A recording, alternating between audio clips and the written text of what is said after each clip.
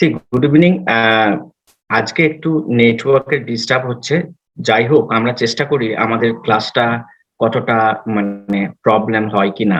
আমি চেষ্টা করব যে আপনাদের একটা স্ক্রিনিং আমি এখানে পিপিটি শেয়ার করব, আপনারা পিপিটিটা একটু দেখবেন এবং চেষ্টা করবেন যে আমার সাথে একটু যাওয়ার। Let's see how it can go with this. Okay. So today's topic of our discussion is reading comprehension. আজকে নেটওয়ার্কের ডিস্টার্ব হচ্ছে। যাই হোক, আমরা চেষ্টা করি আমাদের ক্লাসটা কতটা প্রবলেম হয় কিনা। আমি চেষ্টা করবো যে আপনাদের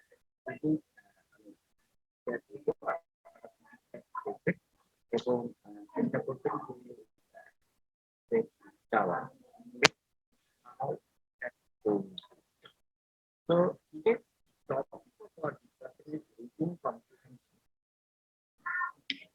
Okay, as you see here, the title is our presentation, or the topic of our discussion is foundation course in English.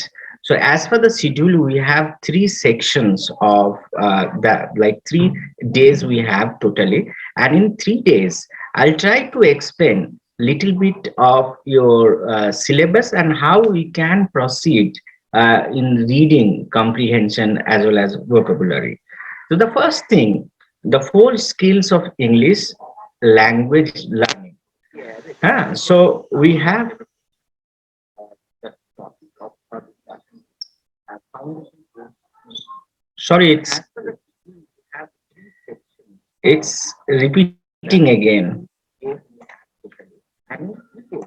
I try to explain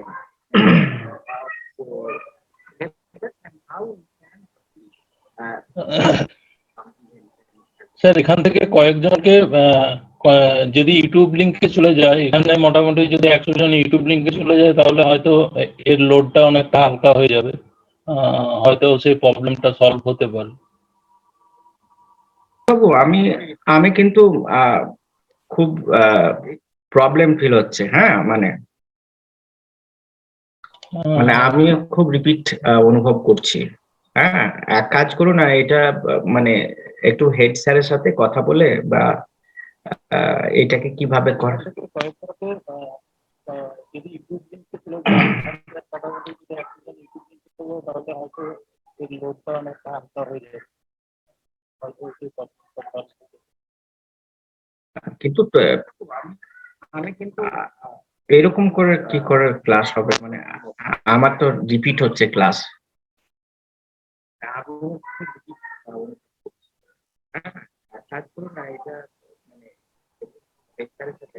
তাহলে বলুন কি করা যায়। আমি কি হেড স্যারের সাথে কথা বলবো একটু? হ্যাঁ স্যার, বলতে পারেন স্যার। হ্যাঁ, একটু স্টপ করুন।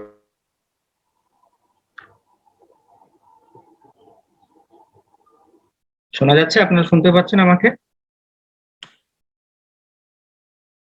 আরেকবার আমি স্ক্রিনটা শেয়ার করার চেষ্টা করছি। আশা করি আপনাদের এবার হয়তো কোনো সমস্যা হবে না। দেখা যাক। প্রতিটা শোনা যাচ্ছে তো? আমাকে একটু বলবেন। হ্যাঁ স্যার, শোনা যাচ্ছে। ওকে, আমি আপাতত এখন রিপিট হচ্ছে না, দেখা যাক কতটা পারা যায়। ঠিক আছে, আমি একটু আপনাদের যেহেতু বিভিন্ন কোর্সের এই ক্লাসটা সব বিভিন্ন কোর্সের আছে, সেই জন্য আমি একটু বাংলায় বলার চেষ্টা করছি, যেহেতু আপনারা সবাই বুঝতে পারেন। ঠিক আছে, না আবার রিপিট করছে।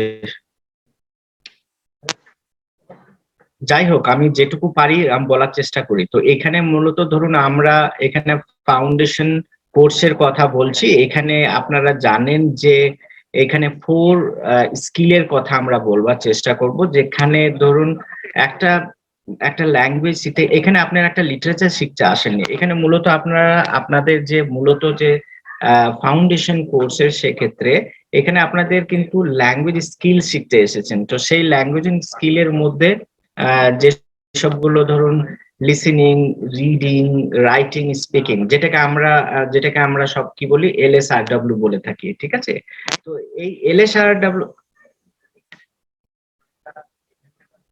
রিপিট হচ্ছে।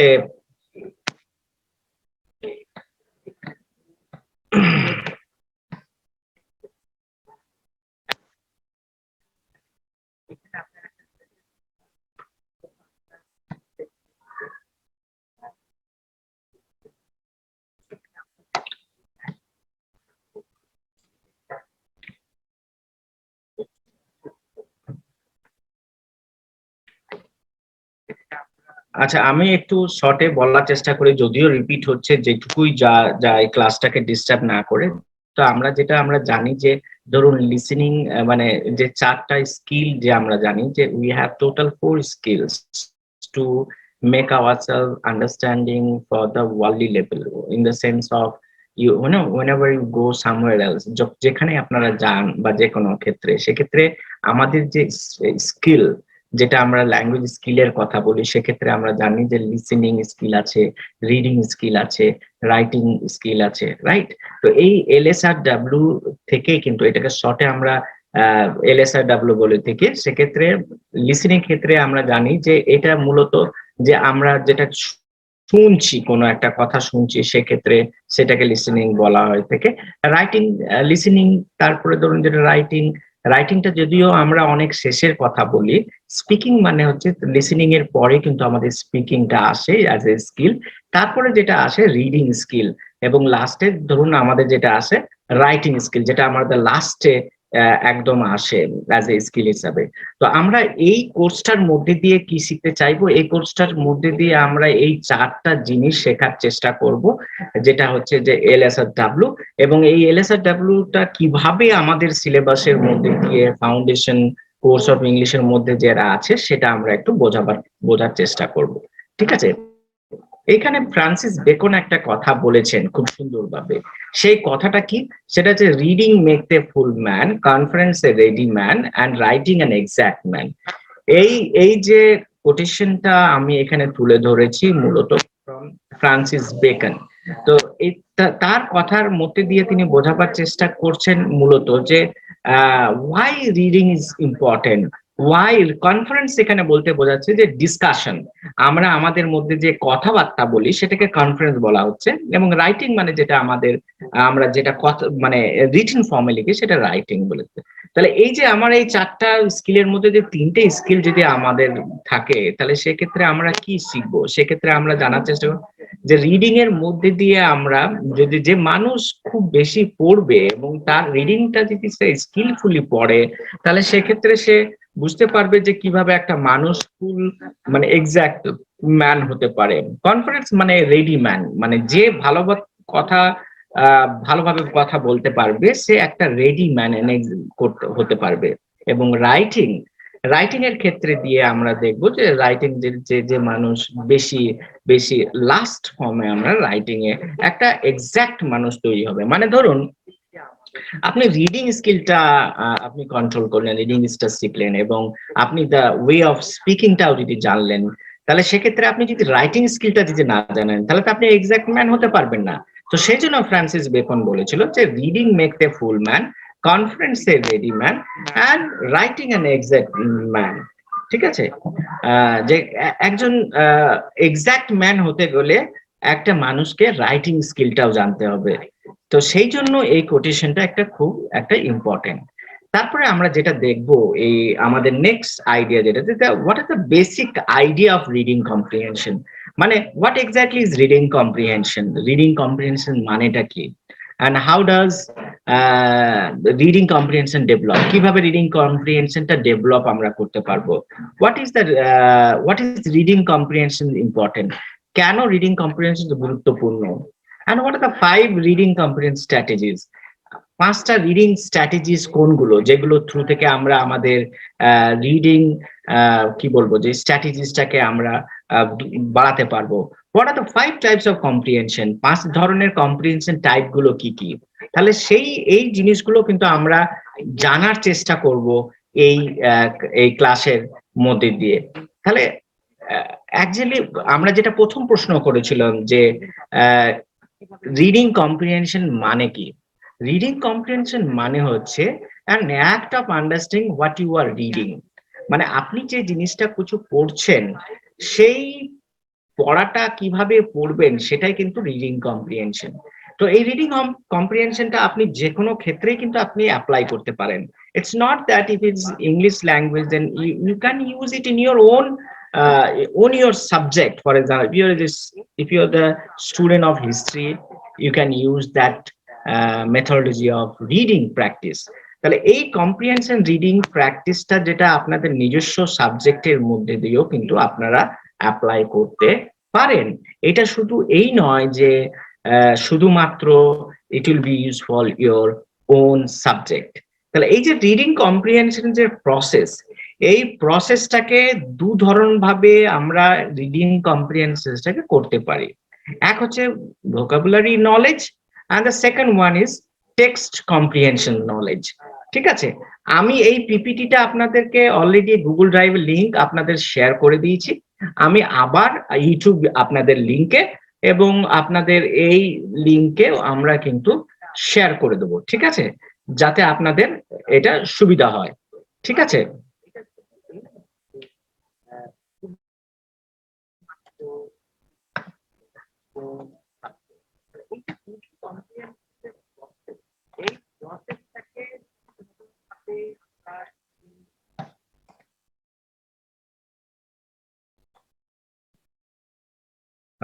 তো এইটা ধরুন মূলত আমরা আপনাদের এই লিঙ্কটা আমি অলরেডি আপনাদের শেয়ার করে দিয়েছি, আপনাদের গুগল কি বলে গুগল ড্রাইভ লিঙ্ক, যেখান থেকে আপনারা এইটা পেয়ে যাবেন সুন্দরভাবে। ঠিক আছে, তো আমরা যেটা আলোচনা করছিলাম যে কিভাবে আমরা রিডিং কম্প্রিহেনশনসটাকে বোঝার চেষ্টা করব এবং what is the process actually. এটা actually an act of understanding what you are reading. এই রিডিং কম্প্রিহেন্সটাকে আমরা দুভাগে প্রসেসটাকে আলোচনা করতে পারি। একটা হচ্ছে ভোকাবুলারি নলেজ, মানে আপনার যে ওয়ার্ড স্টক, সেই ওয়ার্ড স্টকটাকে কিভাবে বাড়িয়ে আপনারা সেটাকে আরো ইম্পর্টেন্টলি মানে নিজের ওয়ার্ড স্টকটাকে বাড়াতে পারেন এবং সেটাকে আপনারা কিভাবে ইউজফুল করতে পারেন। And the second one is the text comprehension. Text comprehension মাধ্যমেও কিন্তু আপনাদের ওয়ার্ড লিমিট বা রিডিং কম্প্রিহেন্সটাকে বাড়ানো যেতে পারে। আশা করি আপনারা আমার পিপিটিটা দেখতে পাচ্ছেন। আমাদের আরেকটা যে প্রশ্ন ছিল, the other question that was what is the 5 reading comprehension strategies। তাহলে সেই স্ট্র্যাটেজিস গুলো কোন কোন 5টা স্ট্র্যাটেজিস, যে স্ট্র্যাটেজিস গুলোর মধ্যে দিয়ে আমরা মূলত ধরুন কোনো একটা কম্প্রিহেনশন স্ট্র্যাটেজিসকে বুঝতে পারবো। তাহলে কোন কোন স্ট্র্যাটেজিস? একটা হচ্ছে identifying the main idea of summarisation. মানে ধরুন যখন আপনি কোনো টেক্সট পড়বেন, তখন টেক্সট পড়ার সময় আপনাকে মেন আইডিয়াটাকে বুঝে নিতে হবে এবং মেন আইডিয়াটাকে বুঝে নেওয়ার পরে কিন্তু সেটাকে আপনারা খুব ইজিলি সামারাইজ করতে পারবেন। The second one is the questioning. এই কোয়েশ্চেনিং এর মধ্যে দিয়েও কিন্তু আপনারা একটা কোনো রিডিং কে কম্প্রিহেন্সিভ টেক্সটকে সেটা আপনারা বুঝতে পারবেন যখন আপনারা কোনো প্রশ্ন সেই টেক্সটের উপরে পড়বেন। আমরা এখানে একটা টেক্সট আলোচনা করব এবং সেই টেক্সট আলোচনার করের মধ্যে দিয়ে কিভাবে কোয়েশ্চেনিং করা যায় এবং কিভাবে আমরা নিজেদের activating and using background knowledge. কারণ আজকে আমরা যে টেক্সটটা বোঝার চেষ্টা করব সেটা হচ্ছে সুভাষ চন্দ্র বোসের একটা টেক্সট চেষ্টা করব আমরা আলোচনা করার, যেটা আপনাদের সিলেবাসের মধ্যে আছে। তো সেগুলো যখন আপনি সুভাষ চন্দ্র বোসের টেক্সটটা পড়বেন, তখন you should have a kind of background knowledge to address the issue, whatever is there in the text itself. And the fourth one is visualizing the textual stories. So what is actually the visualizing textual stories? When you read a text, you should have sir FEG সিলেবাসটা বলবেন, ঠিক আছে? ওটা আমরা বলবো, নিশ্চয়ই বলবো শেষের দিকে। তাহলে সেটাকে কিভাবে আমরা অ্যাক্টিভেট করব, কিভাবে পুরো ধরুন কোন একটা গল্পকে, কোন একটা স্টোরিকে কিভাবে ভিজুয়ালাইজ করব।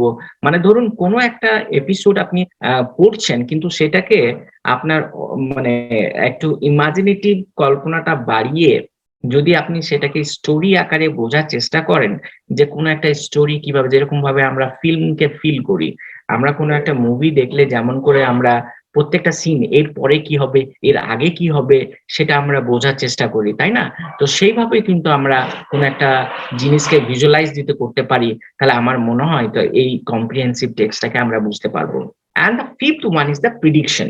আমরা প্রিডিকশনের মধ্যে দিয়েও কিন্তু কোনো একটা টেক্সটকে বুঝতে পারি, কিরকম যে এর পরে কি ঘটনা ঘটবে বা এর আগে কি ঘটতে পারে বা এর পরে কি হতে পারে। এইগুলো একটা 5 রকম একটা স্ট্র্যাটেজিস, যার মধ্যে দিয়ে আমরা কোন একটা টেক্সটকে বুঝতে পারি। ঠিক আছে, তারপরে আমরা যাই যে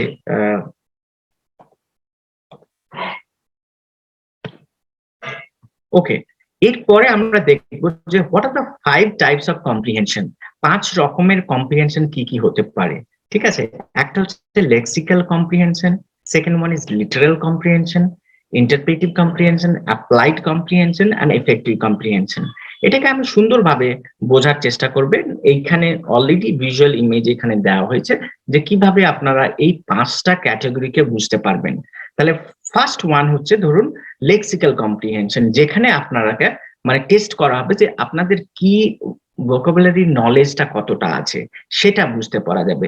সেকেন্ড হচ্ছে লিটারাল কম্প্রিহেনশন, যেখানে আপনাকে এমন কিছু কোয়েশ্চেন করা হবে যে answer, who is that speaker, what happen, when it's happen and where is the question. Like question সূচক যদি কোনো একটা কম্প্রিহেন্সিভ টেক্সট হয়, তাহলে সেক্ষেত্রে আপনার লিটারাল কম্প্রিহেনশনের কথা বলছি, ঠিক আছে?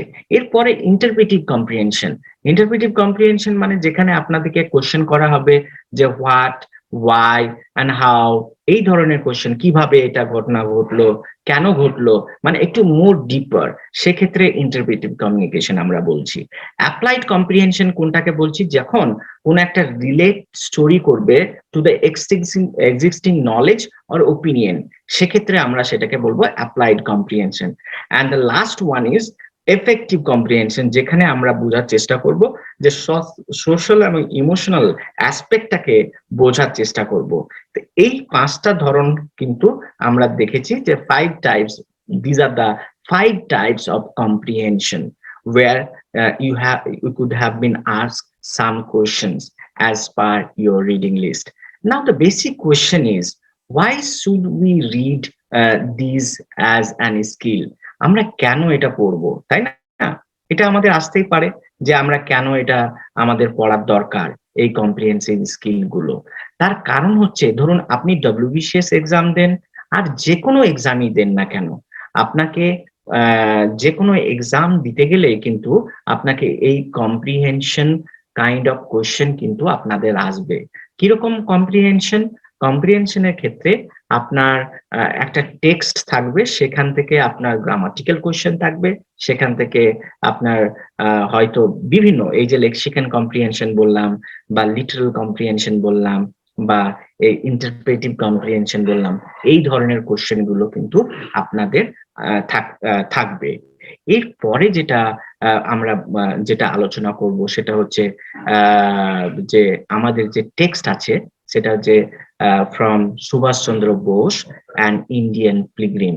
তো এইখানে আমরা টেক্সচুয়াল প্র্যাকটিসটা করার চেষ্টা করব। আমাদের একটু টেকনিক্যাল সময়ের জন্য আমরা একটু দেরি হয়ে গেছি, আশা করব আমরা একটু বেশি টাইম নেব যাতে আপনাদের সুবিধা হয় এই জিনিসটা আলোচনা করার জন্য। I am sorry for that. তো এইটা আমরা টেক্সটে যাব, তার আগে আপনাদের একটু দেখিয়ে নিচ্ছি যে এই ধরনের কম্প্রিহেনসিভ কোয়েশ্চেন কিন্তু আমরা টেক্সট পড়ার পরে পাবো। What was the author asked to decide in 24 hours. তো এই যে 24 আওয়ার্সে অথরকে কি জিজ্ঞাসা করা হলো, how many times could the author appear at ICCS examination, কতবার সে আইসিএস এক্সামিনেশনে সে অ্যাপিয়ার হবে, why could he get more chances, সে কেন আরো বেশি চান্স সে পাবে না, what was the author ready to, মানে was the author ready to accept a job under the British government, সে কি ব্রিটিশ গভর্নমেন্টে জব করার জন্য রেডি আছে, সেই ধরনের কোশ্চেন। তারপরে ধরুন এই যে 6 দিনের যে পাসপোর্ট সে পাবে, এটা নর্মাল, সারপ্রাইজিং না ইম্পসিবল। তাহলে এই যে এমসিকিউ প্যাটার্ন, আপনাদের মূলত এই এমসিকিউ প্যাটার্ন কোশ্চেন হবে এবং এমসিকিউ প্যাটার্ন কোশ্চেন গুলো আপনাদের উত্তর দিতে হবে। হ্যাঁ, তো এটাও একটা কম্প্রিহেনসিভ কোশ্চেন আছে, এটা আমি পরে আলোচনা করছি। আবার আমি একটু চলে যাই যে কিভাবে আমরা আরেকটা সেকশনে, আমরা জানি যে এখানে দুটো সেকশন আমরা আলোচনা করছি। একটা সেকশন হচ্ছে যে কম্প্রিহেনশন স্কিল, আর একটা হচ্ছে যে স্ট্র্যাটেজিস অফ লার্নিং ভোকাবুলারি, এটাও কিন্তু আমাদের একটা সেকশন, ঠিক আছে? তো আমরা জানি এখানে টুয়েন বলে একজন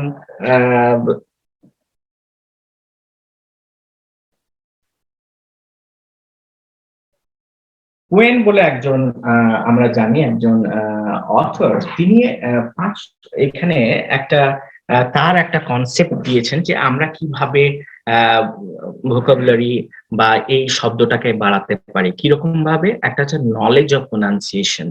আমরা যে উচ্চারণ করি, আমরা কোনো শব্দ উচ্চারণ করি, আমরা হয়তো sometime do a mistake, but again if we practice again and again, I think we could achieve that skill, I think.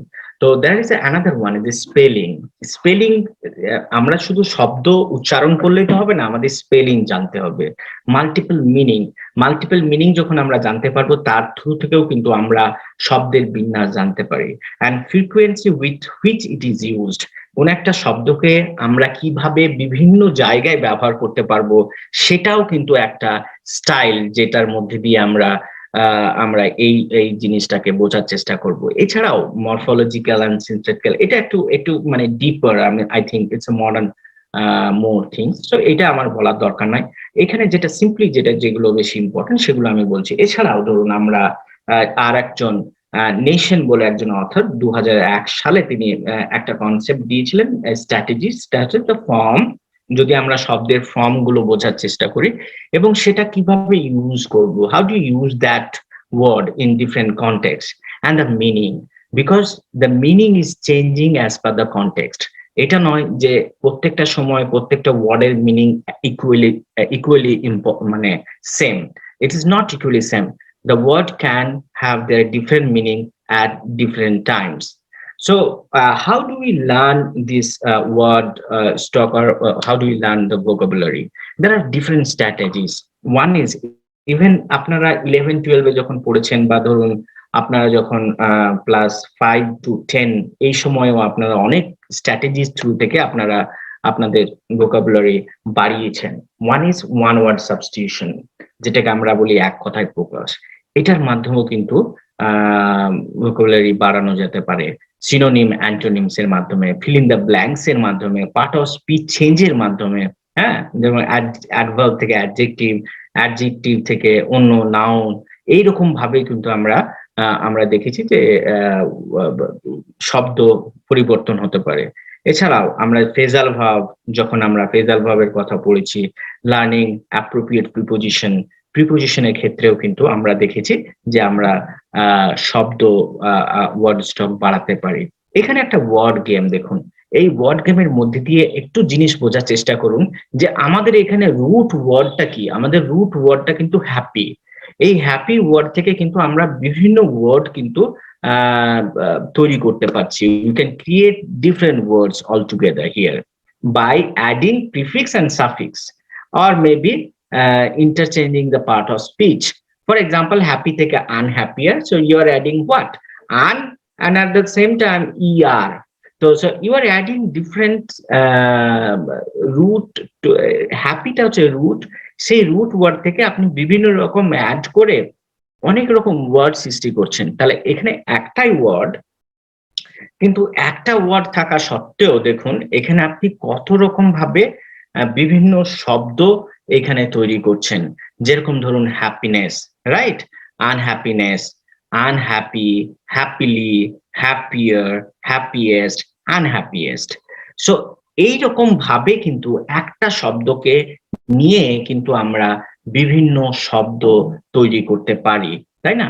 তো এটা একটা ওয়ার্ড গেম ছিল, যেটার মধ্যে দিয়ে আমি আপনাদের বোঝাতে চেয়েছিলাম যে কিভাবে আমরা ওয়ার্ড সৃষ্টি করতে পারি।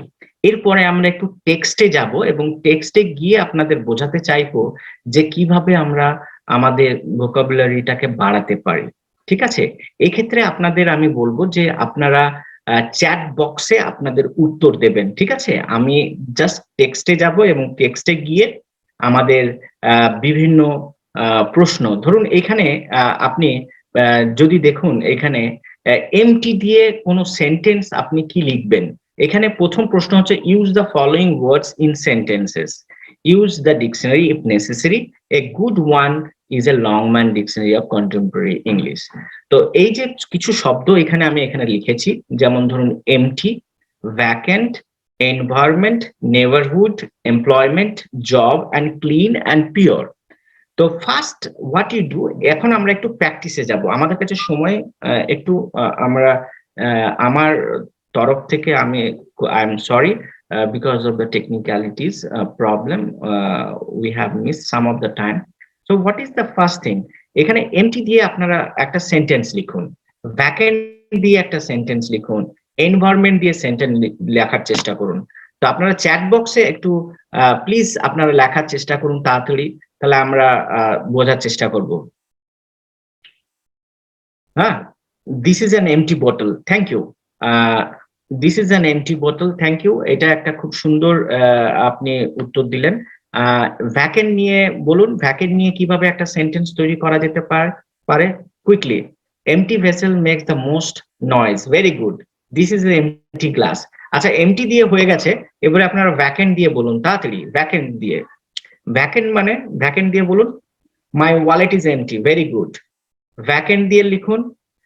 এনভায়রনমেন্ট দিয়ে লিখুন, we should take care of our environment, very good. তারপরে ধরুন নেবারহুড দিয়ে, there is a lack of vacant, না এটা একটু ভুল হলো, there is no vacant in the office, no vacant না, এটা বলুন there is no vacancy in the office, এটা বলতে পারেন। the air is vacant, ঠিক আছে। environment now is in danger, very good. my neighborhood is very good, আরেকটু ডিটেইলে বলার চেষ্টা করুন। the water is pure, very good. everyone should, plastic is harmful for environment, very good. we should save our environment, very good. education is the way of job, there is no vacancy in company, very good. environment is unhygienic, I love my neighborhood, very good. আচ্ছা, এগুলো environment নিয়ে হয়ে গেছে। এবারে আপনারা job নিয়ে বলুন, clean নিয়ে বলুন, and pure নিয়ে বলুন, I need a government job, very good. everyone should love their neighborhood, very good. pure নিয়ে বলুন, clean নিয়ে বলুন, there is no job nowadays, very good. I have a pure heart, very good. আচ্ছা, stop it now, আমরা এই প্র্যাকটিসটা করে ফেললাম, ঠিক আছে। আমরা একটু নেক্সট প্র্যাকটিসে যাই। হ্যাঁ, একটু এখানে স্টপ করবেন আপনারা, বন্ধুদের বলবো একটু স্টপ করুন। আমরা নেক্সট প্র্যাকটিসে যাব, সেটা হচ্ছে যে পেজ নাম্বার 16-এ যাব আমরা। আমাদের যে এসএলএম আছে সেক্ষেত্রে আমরা দেখব যে pick out the odd words in each of the following set, that is the word that does not belong to the set. তার মানে আপনাদের কাছে 4টা ওয়ার্ড শব্দ থাকবে, ওই 4টা শব্দের মধ্যে আপনাকে যেটা অড ওয়ার্ড সেটা চ্যাট বক্সে লিখবেন, ঠিক আছে। আমি একটু টেক্সটে যাই এবং টেক্সটটা শেয়ার করি। Page number 16,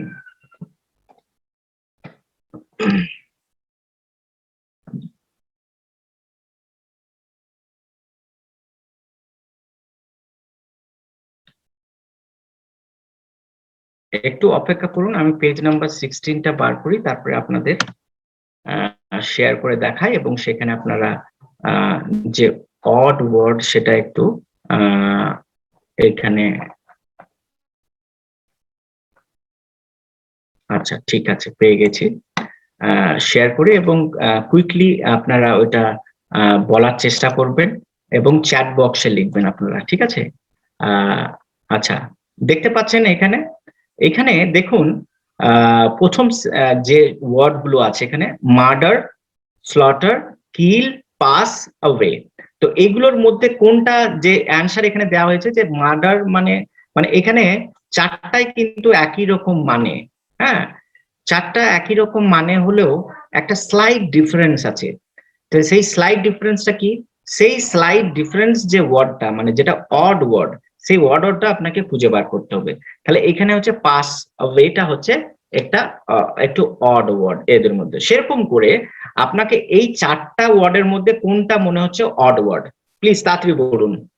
start, startle, begin and comments, কোনটা অড ওয়ার্ড?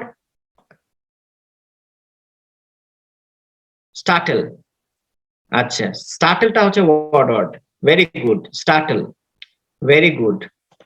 এরপরে এইগুলোর মধ্যে কোনটা অড ওয়ার্ড বলুন? Shattered, destroyed, broken and torn. Shattered মানে এগুলো হচ্ছে 4টাই কিন্তু একই রকম কাছাকাছি শব্দ। কাছাকাছি শব্দ হওয়া সত্ত্বেও কিন্তু এদের মধ্যে একটা পার্থক্য আছে, সেই যেটা অড ওয়ার্ড আছে সেটাকে আপনাকে বার করতে হবে। shattered, destroyed, broken and torn.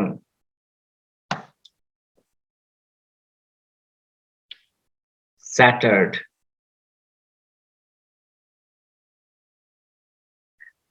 আচ্ছা, এখানে অনেক মিক্সচার উত্তর আসছে। কেউ বলছে ব্রোকেন, কেউ বলছে ট্রন, কেউ বলছে ডিস্ট্রয়েড, বিভিন্ন রকম এখানে সবাই বলছে। তাহলে দেখুন, স্যাটার্ড মানে কি হয়, অনেকটা ছুরি যাওয়া, যেটা ডিস্ট্রয়েড মানে ধ্বংস হয়ে যাওয়া, ব্রোকেন মানে ভেঙে যাওয়া, আর টর্ন মানে ছিঁড়ে যাওয়া, তাই না? তো এই চারটা শব্দের মধ্যে আপনাদের উত্তর, এটা কিন্তু আপনাদের হোম টাস্ক থাকলো, এটা কিন্তু পরের দিন আমাদের বলবেন, ঠিক আছে? এইটার মধ্যে কোনটা পার্থক্য, পেজ নাম্বার 16 মনে রাখবেন। আচ্ছা, এইখানের মধ্যে ধরুন এইগুলোর মধ্যে কোনটা আপনার অড ওয়ার্ড লাগছে? Certainly, surely, completely and definitely. এটার মধ্যে কোনটা অড ওয়ার্ড? তাড়াতাড়ি বলুন। কমপ্লিটলি, ভেরি গুড, কমপ্লিটলিটা হবে উত্তর। আচ্ছা, আমরা ওখান থেকে চলে যাই, এরপরে নেক্সট চলে যাই, dangerous, miserable, risky and hazardous. এইটার মধ্যে কোনটা আপনার মনে হচ্ছে যে odd word? Dangerous, miserable, risky না কোনটা?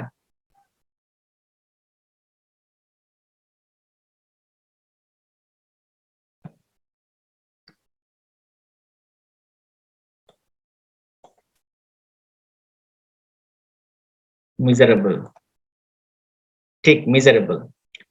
আচ্ছা, এরপরে এইটাতে দেখুন 5 নাম্বারটা, intended, wanted and pretend and planned, কোনটা এখানে ওয়ার্ড লাগছে আপনাকে? ইন্টেন্ডেড, ওয়ান্টেড, প্রিটেন্ডেড না প্ল্যান্ড?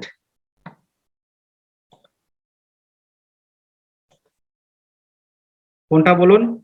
প্ল্যান্ড, প্রিটেন্ডেড কেউ বলছে, কেউ বলছে প্ল্যান্ড, কেউ বলছে ওয়ান্টেড। না, এটা কিন্তু আপনাকে প্রিটেন্ডেডটা কিন্তু এটা এখানে প্রিটেন্ডেডটা হবে আপনার odd word. Intended, wanted and planned are similar kind of meaning. প্রিটেন্ডটা একটু, প্রিটেন্ড মানে কি, ভান করা, তাহলে প্রিটেন্ডটা কিন্তু একটু অন্য ধরনের মিনিং, ঠিক আছে?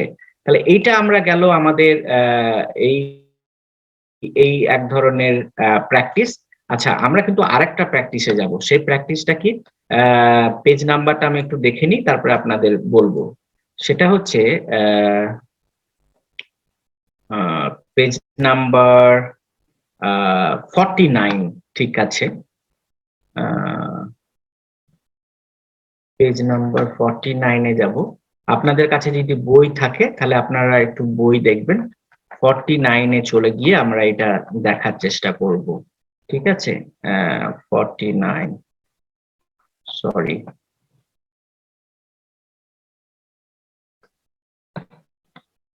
49-এ যাব।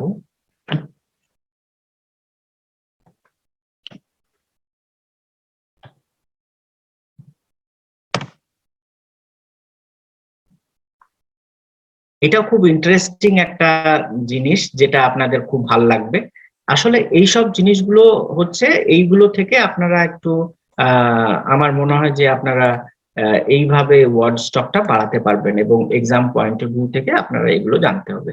তাহলে এখানে আপনারা আবার ইনবক্সে আমাকে চ্যাট করবেন, যে এখানে ধরুন যে জিনিসটা আমরা এখানে বলতে চাইছি, যে replace the italicised words with other suitable words beginning with un, in or I M, এই দিয়ে আপনাকে শব্দগুলো চেঞ্জ করতে হবে। যখন যেরকম ধরুন এখানে man is mortal but a great work of art is not mortal, তাহলে এই যে মর্টাল শব্দটাকে, নট মর্টাল শব্দটাকে এখানে আই এম শব্দ যোগ করে ইমর্টাল বলা হয়েছে। সেরকম করে এখানে ধরুন নট হ্যাপি, এই নট হ্যাপিটাকে আপনি কি করবেন বলুন? আই এম যোগ করতে হবে, বা আন যোগ করতে হবে, না তো ইন যোগ করতে হবে? নট হ্যাপিটাকে কি করবেন বলুন? তো এখানে আপনাকে মূলত ওকে, আনহ্যাপি, গ্রেট গ্রেট গ্রেট।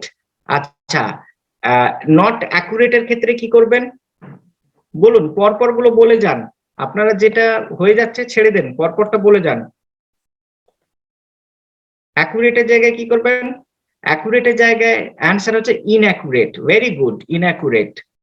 এখানে আপনার অডিওবেলের জায়গায় কি করবেন?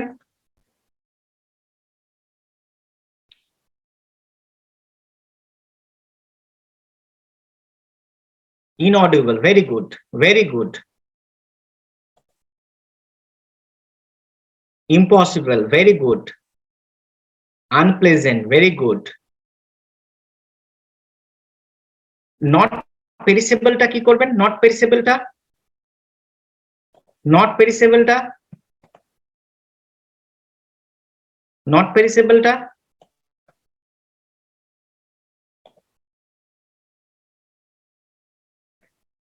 imperishable, very good. Imperishable, not perishable টা imperishable হবে, not well টা unwell হবে, not, আচ্ছা not competent টা কি হবে?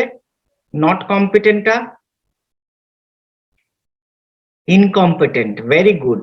Not wise টা কি হবে? Not wise টা unwise, very good. You guys are very like excellent. আপনারা সবগুলোই উত্তর দিতে পাচ্ছেন। আচ্ছা, আমরা নেক্সট পেজ নাম্বারটা গিয়ে তাহলে এইটাও কিন্তু এক ধরনের ভোকাবুলারি প্র্যাকটিস। এই প্র্যাকটিস করেও কিন্তু আপনারা নিজের ওয়ার্ড স্টকটা বাড়াতে পারবেন, ঠিক আছে? এবং এইগুলো কি কি? এগুলো আসলে এক ধরনের সাফিক্স এবং প্রিফিক্স। এই সাফিক্স এবং প্রিফিক্সের মধ্যে দিয়েও কিন্তু আপনারা ধীরে ধীরে আপনাদের যে ওয়ার্ড স্টক সেটা বাড়াতে পারবেন, ঠিক আছে? এরপরে আরেকটা দেখি আমাদের পেজ নাম্বার, যে পেজ নাম্বার 68। আচ্ছা দেখি আমরা 68-এ কি আছে। 68-এ গিয়ে আমরা আরেকটা জিনিস প্র্যাকটিস করব এবং আমরা এইখানেই তারপরে আমরা একটু সিলেবাস ব্যাপারে বলে আমরা একটু টাইম নেব।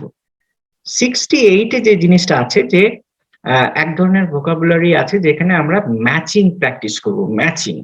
So this matching is actually to opposite words, এবং টু অপোজিট ওয়ার্ডকে কিভাবে আমরা ম্যাচ করব সেটা এখানে আপনারা একটু বলার চেষ্টা করবেন যে কিভাবে সেটাকে ম্যাচিং করবেন, ঠিক আছে? তাহলে দেখা যাক কিভাবে আমরা সেটাকে ম্যাচিং করতে পারি। এই দেখুন এইখানে একটা ম্যাচিং সেকশন আছে, এটা আপনাদের পেজ নাম্বার 68। এই ম্যাচিংটাকে আপনারা কিভাবে ম্যাচিং করবেন? তো যে ওয়ার্ডটা ধরুন আপনারা জানেন না প্রথম দিকে, তখন চেষ্টা করবেন আপনি অন্য ওয়ার্ড ইউজ করার চেষ্টা করা, মানে যেটা যেটা না জানবো সেটা আমরা চেষ্টা করব অন্য থেকে শুরু করতে। ধরুন আমি এই ইনোসেন্ট মানে জানি না, ইনোসেন্ট কিছু জানি না, তাহলে আমি রিমেম্বার থেকে শুরু করব। অনেক সময় কি আমরা যদি আমরা প্রথম থেকে না জানি, আমি এবিসি করে এই বাঁ দিকটা এবিসিডি করে নেবো, ডান দিকটা তারপরে একটা করে নিজেদের ম্যাচ করার চেষ্টা করব। তাহলে আমি উল্টো দিকে থেকে শুরু করি আপনাদের সাথে। আচ্ছা বলুন রিমেম্বারের সাথে কোনটা ম্যাচ হবে? রিমেম্বার সাথে কোনটা ম্যাচ হবে বলুন? আচ্ছা রিমেম্বার সাথে ফরগেট, ভেরি গুড। রিমেম্বার সাথে ফরগেট। আচ্ছা এ লট অফ এর সাথে কোনটা ম্যাচ হবে বলুন? এ লট অফ এর সাথে এফইউ, এফইউ, ভেরি গুড। এ লট মানে অনেক, আর এফইউ মানে হচ্ছে কম, তাহলে এফইউ এর সাথে ম্যাচ। ইয়াঙ্গারের সাথে কোনটা ম্যাচ হবে? ইয়াঙ্গারের সাথে, ইয়াঙ্গারের সাথে, ইয়াঙ্গার মানে হচ্ছে কম বয়স্ক, ইয়াঙ্গার দেন ওল্ডার, ভেরি গুড। ফুলিশের সাথে কোনটা ম্যাচ হবে? ফুলিশের সাথে, ফুলিশ মানে বোকা, ফুলিশের সাথে ওয়াইজ বোকা। হ্যাঁ, ইনোসেন্টের সাথে কোনটা ম্যাচ হবে? ইনোসেন্টের সাথে, ইনোসেন্টের সাথে গিলটি, ভেরি গুড। আর এখানে দুটো ইনোসেন্ট ইউজ করা হয়েছে, তার মানে এখানে দুটোই ইনোসেন্ট এন্ড গিলটি হবে, ঠিক আছে? তো এই ধরনের ম্যাচিং মানে এইভাবে বিভিন্ন স্ট্র্যাটেজির থ্রু থেকে কিন্তু আমরা আমাদের যে ভোকাবুলারি সেটা বাড়াতে পারি, ঠিক আছে? এরপরে আমরা চলে যাই একটু টেক্সটের দিকে, আমরা একটু চলে যাই, ঠিক আছে? আপনাদের একটু স্ট্র্যাটেজি বোঝার চেষ্টা করি। আচ্ছা আপনাদের সিলেবাসে দেখবেন যে এখানটা একটু সিলেবাসটা আপনাদের দেখি যে এখানে অনেকগুলো দেখুন reading comprehension, vocabulary, grammar and use, writing. তো আমরা এক একটা সেকশন ধরার চেষ্টা করছি, যেহেতু এখানে টোটাল ক্লাস 3টে আছে, সেই জন্য আমরা কি করব, সেই জন্য আমি প্রথম দিন মানে আজকে মূলত রিডিং কম্প্রিহেনশন এবং ভোকাবুলারি বোঝানোর চেষ্টা করলাম আপনাদের। পরের দিন আমি চেষ্টা করব গ্রামার, ইউজেজ, রাইটিং বা অন্য যে সেকশন গুলো সেগুলো আমরা বোঝানোর চেষ্টা করব। এখানে আপনারা একটা জিনিস ফলো করবেন, সেটা হচ্ছে যে কিছু সেকশন, সব ইউনিট কিন্তু আপনাদের সিলেবাসে নেই। তাহলে সেটা কোথায় দেখবেন?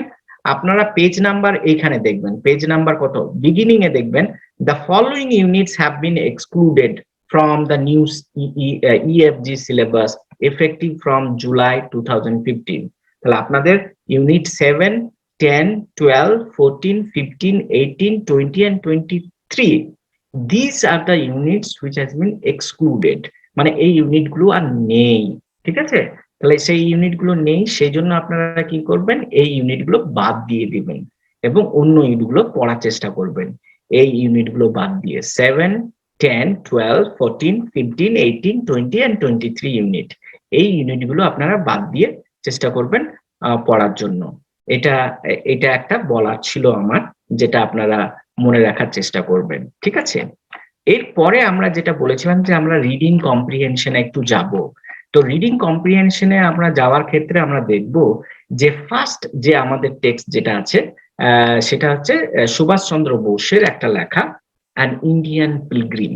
তো সেই ইন্ডিয়ান পিলগ্রিমে যখন আমি কোনো একটা text, when I read a text, what I'll do, I read something from the text and try to find out what are the meanings I don't know.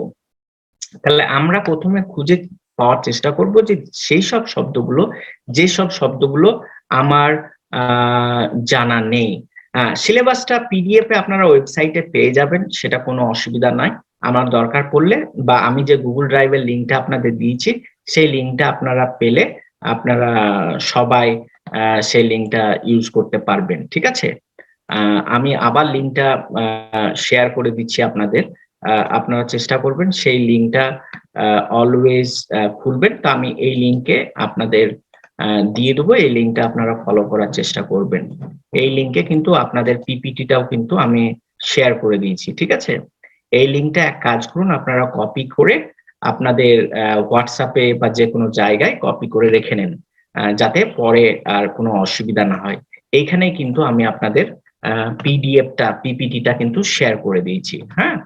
আচ্ছা, যাই হোক, আমরা যে জিনিসটা আলোচনা করছিলাম, তো when you read a passage, আপনারা যখন কোনো একটা প্যাসেজ পড়বেন, কোনো একটা জিনিস প্যাসেজ, তো সেই প্যাসেজে you just try to find out the meaning which you don't know, যে মানেটা আপনারা জানেন না, সেই মানেটা আপনারা পড়ার চেষ্টা করবেন, মানে try to find out the meaning, ঠিক আছে?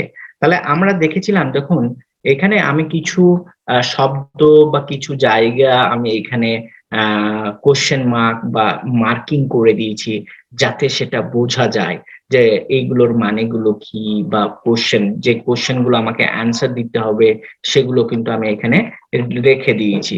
তাহলে প্রথমে আমরা একটা কোশ্চেনে যাই, যেখানে ধরুন একটা কোশ্চেন আছে যে what was the author asked to decide in 24 hours? তো এই 24 আওয়ার্স এর মধ্যে অথরকে কি জিজ্ঞাসা করা হয়েছিল, এই প্রশ্নটার উত্তর দেখুন যখন আপনি প্রথম দিকেই যাবেন, প্রথমেই টেক্সটে দেখুন এই যে এই প্রথম লাইনটাই যখন পড়বেন আপনি, he asked me if I would like to go to England to study for Indian civil service, তাহলে এই লাইনটাই কিন্তু এটার উত্তর। এবং তাকে বলা হয়েছে I was given 24 hours to make up my mind, তো আমাকে বলা হয়েছিল 24 আওয়ার্স এর মধ্যেই যে আমি ইংল্যান্ডে যাব কিনা for Indian civil service, to study Indian civil service. তাহলে যে কম্প্রিহেনশন কোশ্চেন গুলো কিন্তু আপনাদের প্রশ্ন করা হবে, সেই প্রশ্ন কিন্তু always there in the text itself, but sometime the meaning is hidden. অনেক সময় কি হয়, সেই মানেগুলো হয়তো হিডেন করা থাকে, সেই মানেগুলো হয়তো সবসময় কি হয়, সবসময় হয়তো you don't know the meaning sometime. তাহলে এই যে তাহলে 24 ঘন্টার মধ্যে তাকে জিজ্ঞাসা করা হয়েছিল যে সে ইংল্যান্ডে যাবে কিনা ইন্ডিয়ান সার্ভিস পড়ার জন্য, তাহলে এইটা একটা অ্যান্সার হয়ে গেল। তাহলে আপনারা প্রথমেই তার একটা উত্তর আপনারা পেয়ে গেলেন, ঠিক আছে? তারপরে ধরুন আমাদের যে নেক্সট প্রশ্ন যেটা আছে সেটা হচ্ছে how many times could the author appear at the ICS examination? কতবার অথর ICS এক্সামিনেশন দিতে পারবেন, কতবার দিতে পারবেন? তাহলে এখানের উত্তর তাহলে আমরা খুঁজবো এখানে। তাহলে যখন আমি আবার টেক্সটে যাব, তাহলে সেই উত্তরটা কোথায় খুঁজে পাবো? সেই উত্তরটা আবার যখন আমি আগে থেকে মার্ক আপ করে নিয়েছি, কারণ it will be easier for me to make you understand. এই দেখুন, এখানে উত্তরটা এখানে পেয়ে যাবেন। He had only one chance to appear for ICS examination. Why there is one chance? Because of his age. হ্যাঁ, তার এজের জন্য সে কিন্তু আর বেশি চান্স পাবে না। ঠিক আছে, ওয়ান টাইম, ভেরি গুড। এই তো আপনারা সবাই উত্তর দিতে পারছেন, আপনারা পড়েছেন খুব সুন্দরভাবে। You people are very brilliant, I think. আপনারা খুব সুন্দরভাবে উত্তর দিচ্ছেন। ঠিক আছে, আমরা নেক্সট প্রশ্নেতে যাই, তাহলে আমরা বুঝতে পারবো যে নেক্সট কোয়েশ্চেনটা কি আছে, যে why could he not get more chances? সে আর চান্স পাবে না কেন? কেন পাবে না বলুন তো? কারণ পাবে না এই জন্যই, কারণ এর উত্তরটা বিকজ অফ হিজ এজ। হ্যাঁ, কারণ তার এজের জন্য সে আর সুযোগ পাবে না। হ্যাঁ, তো এইটাই হচ্ছে রিজন, যে তার এজ হয়ে গেছে, সেই জন্য সে পাবে না। হ্যাঁ, আমরা নেক্সট কোশ্চেনে যাই। যে নেক্সট কোশ্চেনটা হচ্ছে যে এই ধরুন এইটা আমরা এমসিকিউটাতে যাই। Receiving a passport within 6 days, এই যে 6 দিনের মধ্যে পাসপোর্ট যে পাওয়া যাবে, এটা কি নর্মাল, না সারপ্রাইজিং, না ইম্পসিবল ইন বেঙ্গল? এটা এই তিনটে অপশনের মধ্যে আপনাকে চুজ করতে হবে। তাহলে যে 6 দিনের মধ্যে পাসপোর্ট পাওয়া যাবে, এটা কি ধরনের ব্যাপার? এটার ডিরেক্ট উত্তর কিন্তু এখানে নেই, কিন্তু ডিরেক্ট উত্তর এখানে আপনাকে বার করতে হবে। এই দেখুন, within 6 days my passport was forthcoming, it was a marvel indeed। তাহলে মার্ভেল মানে কি? মার্ভেল মানে surprise matter. So what could be the answer? বলুন অ্যান্সার কি হতে পারে? MCQ pattern, surprising, right? No, not surprising would be the answer. Okay, surprisingly would be the answer of that question. Okay, so let me go to the next class. Sorry, not next class, next question, and I'll try to make you understand the next question. সেটা আমরা দেখে নিই। আরেকটা হচ্ছে যে এই কোশ্চেনটা, এটাও কিন্তু MCQ pattern question. The author's relationship with the group, যে গ্রুপ তো আছে, সেই গ্রুপের সাথে অথরের রিলেশনটা কেমন? অলওয়েজ ফ্রেন্ডলি, প্রিভিয়াসলি ফ্রেন্ডলি, মানে আগে ফ্রেন্ডলি ছিল কিন্তু এখন নয়, নাইদার ফ্রেন্ডলি নর আনফ্রেন্ডলি, মানে দুটোকেই করছে। আর একটা বলছে গ্র্যাজুয়ালি কুলিং অফ, যেটা ধীরে ধীরে প্রতিক্রিয়া দেখা যাচ্ছে। এটার উত্তর কি হতে পারে? আচ্ছা, এটার উত্তর বলুন। এটার উত্তর কিন্তু গ্র্যাজুয়ালি কুলিং অফ হবে, gradually cooling off. Very good answer, এটার উত্তর কিন্তু গ্র্যাজুয়ালি কুলিং অফ হবে। ঠিক আছে, তো এইটার উত্তর আপনারা পেয়ে গেলেন। এরপরে আমরা আর একটা প্রশ্নে যাই, সেটা হচ্ছে যে did the author go to England by air or by sea? বলুন, এই যে অথর ইংল্যান্ডে কিভাবে গেছিলেন, by air or by C?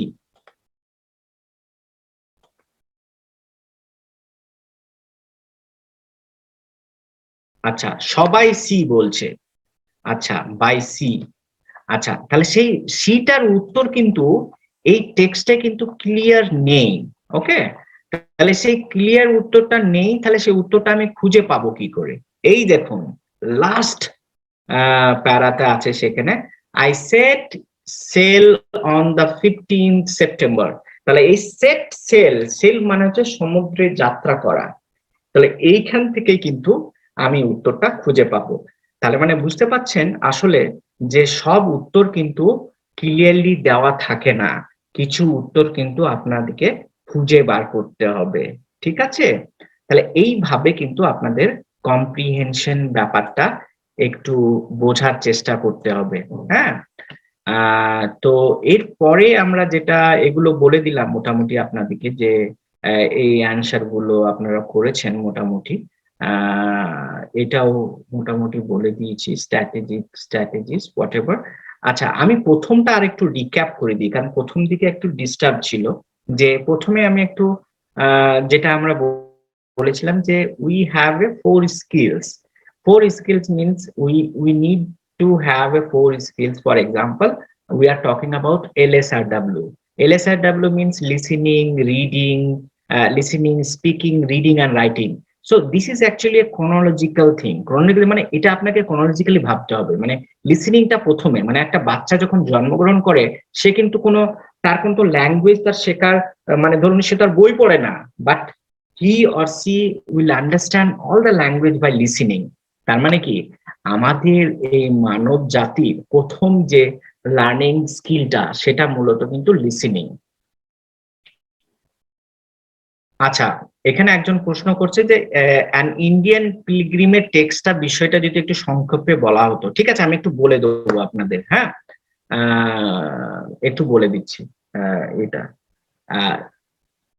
তার আগে আমি একটু বলে দিই যে আসলে এটা যে আমরা চারটা স্কিলের কথা বলছি, সেটা হচ্ছে লিসেনিং, স্পিকিং, রিডিং আর রাইটিং।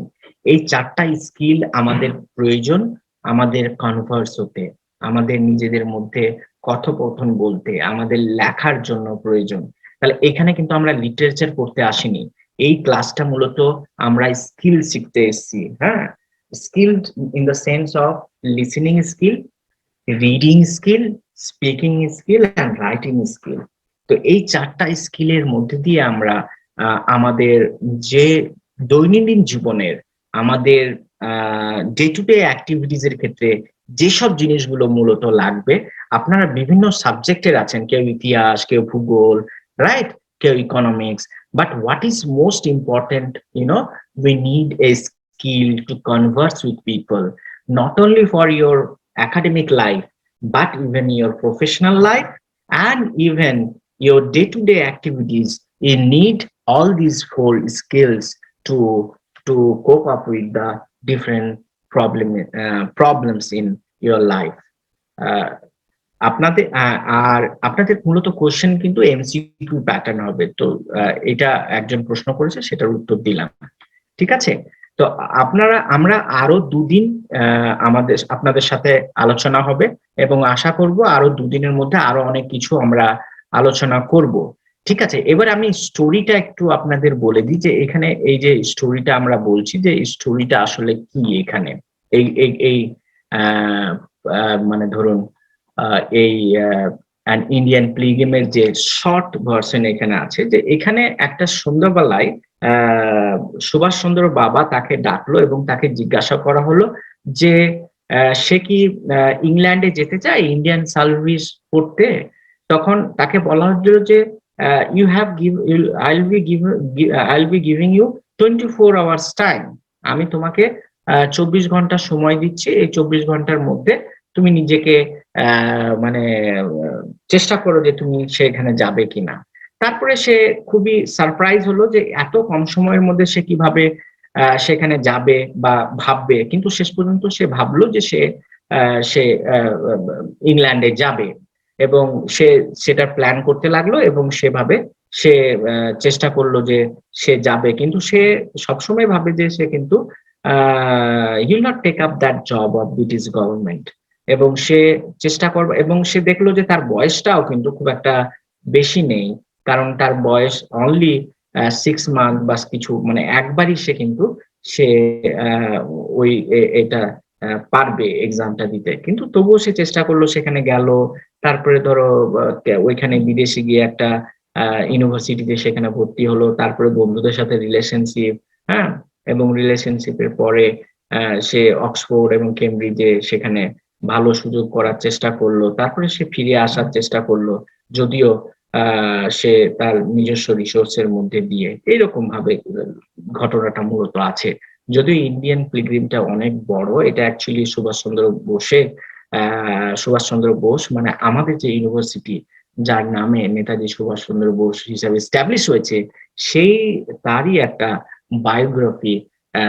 আপনারা জানেন যে ইন্ডিয়ান পিলগ্রিম বলে একটা বায়োগ্রাফি তিনি লিখেছেন, এবং সবাই আপনারা জানেন যে he is one of the prominent freedom fighter of our country, and he is the leader of Indian National Congress for a long time, right? এবং সে he as a commander of Indian National Army এবং আমাদের India মানে ব্রিটিশদের হারানোর ক্ষেত্রে তার একটা যথেষ্ট ইম্পর্টেন্ট রোল আছে। এবং তার অটোবায়োগ্রাফিটা আমরা এখানে পুরো অটোগ্রাফিটা পড়ছি না, আমরা একটু ছোট্ট করে কিছুটা অংশ আমরা এখানে পড়ার চেষ্টা করছি। আর একজন কেউ প্রশ্ন করেছে যে হোমিলি মানে কি? হোমিলি মানে হচ্ছে প্রিচিং, ঠিক আছে? এখানে আপনারা গ্লোসারিটা এখানে পেয়ে যাবেন এবং গ্লোসারিটা পেয়ে আপনারা এখানে পড়ার চেষ্টা করবেন, ঠিক আছে? এইটুকুই আমার বলা আজকের জন্য। আমি আপনাদের কিছু প্রশ্ন কবে এক্সাম নেওয়ার চেষ্টা করব কয়েকটা। কবে এক্সাম হবে আসলে এই এক্সামটা এখন বলা যাচ্ছে না। আসলে আজকে দেখা যাচ্ছে না কারণ আজকে আমি জয়েন করতে পারিনি, খুব ডিফিকাল্ট, মানে 1000 জন এখানে লিমিট এবং 1000 লিমিট হওয়া সত্ত্বেও এখানে জয়েন করা খুব ডিফিকাল্ট হয়ে গেছে কারণ সব স্টুডেন্টরা এখানে জয়েন করে গেছে, তো সেটা আমি জয়েন করতে পারিনি, ঠিক আছে? আর কিছু আপনাদের প্রশ্ন থাকলে তাড়াতাড়ি প্রশ্ন করুন। আমরা অলরেডি হ্যাঁ আপনাদের কোশ্চেন এমসিকিউ প্যাটার্ন হবে, সেটা আপনাদের বলে দিয়েছি আগেই। এমসিকিউ প্যাটার্ন হবে। আমরা নেক্সট ক্লাসে আশা করব এই ধরনের প্রবলেম হবে না। আশা করি আপনারা যেটুকু আমরা পেরেছি এই কম সময়ের মধ্যে আমরা বোঝানোর আপনাদের চেষ্টা করেছি। হ্যাঁ, রুটিনটা ওয়েবসাইটে আছে, আবার আপনাদের গুগল ড্রাইভের লিঙ্কটা দিলাম। আপনারা যারা পিপিটি নিতে চান তারা গুগল ড্রাইভের লিঙ্কটা থেকে পিপিটি নিয়ে নিতে পারবেন, ঠিক আছে? অ্যাসাইনমেন্ট কবে দেবে তার এখন ডেট ঠিক হয়নি। অ্যাসাইনমেন্টের ডেট ঠিক হলে আপনারা ওয়েবসাইট থেকে পেয়ে যাবেন, কোনো অসুবিধা নাই। পেজ নাম্বার গুলো আপনাদের বলে দিচ্ছি, আর পিপিটিটা থেকেও পেজ নাম্বারটা লেখা আছে, ঠিক আছে? আর কিছু প্রশ্ন?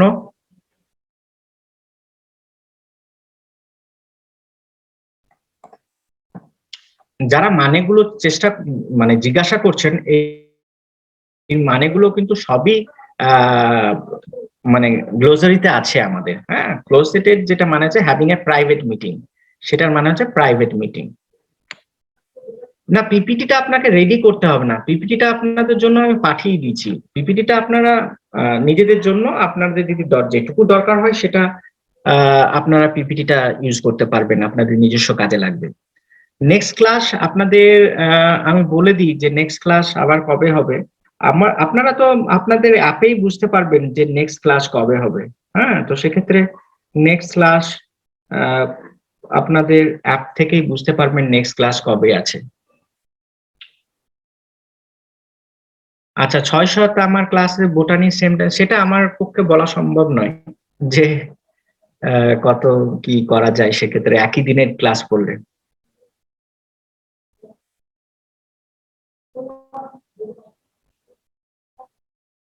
অ্যাসাইনমেন্ট দেখুন, অ্যাসাইনমেন্ট এবং এক্সামের ব্যাপারে আমাদের সেই এখনো কোনো ডেট ঠিক হয়নি, ঠিক আছে? সেই ডেটটা জানালে আপনাদের বলে দেবো। এগুলো এমসিকিউ প্যাটার্ন হবে, পরে আবার আপনাদের সাথে দেখা হবে।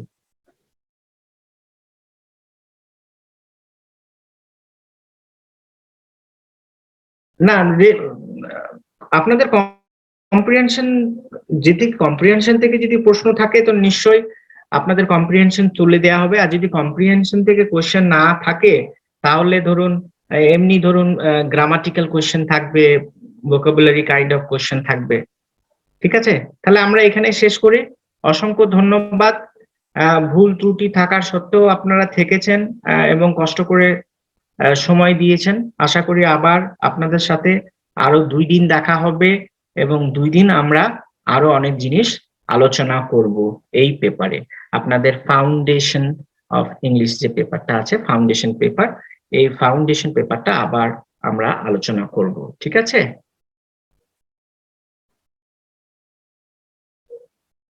ধন্যবাদ সকলকে।